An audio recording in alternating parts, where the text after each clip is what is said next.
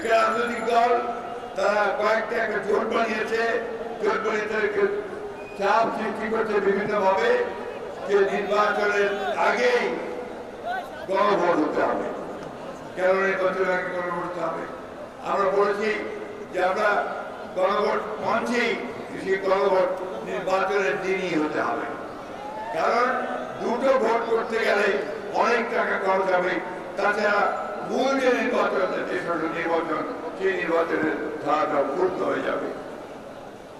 আজকে দুর্ভাগ্য আমাদের, আজকে অন্তর্বর্তীকালীন সরকার তাকে আমরা সম্পূর্ণ সমর্থন দিচ্ছি, তারা আজকে নিজেরাই আজকে একটা অবস্থা তৈরি করছে যাতে করে নির্বাচন ব্যাহত হয়।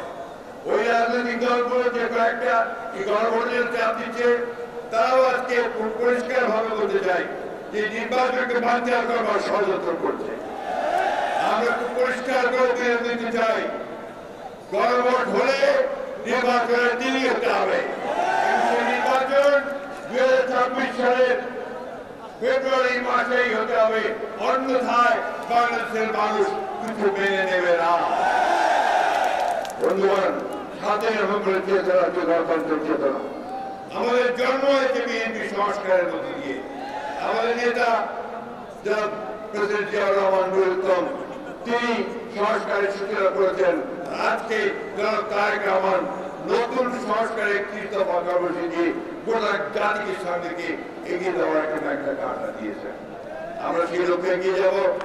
আমরা এই নির্বাচনে অংশ নেব, ইনশাআল্লাহ এই নির্বাচনে জয়যুক্ত হয়ে আমরা একটা নতুন বাংলাদেশ গড়ে তুলব।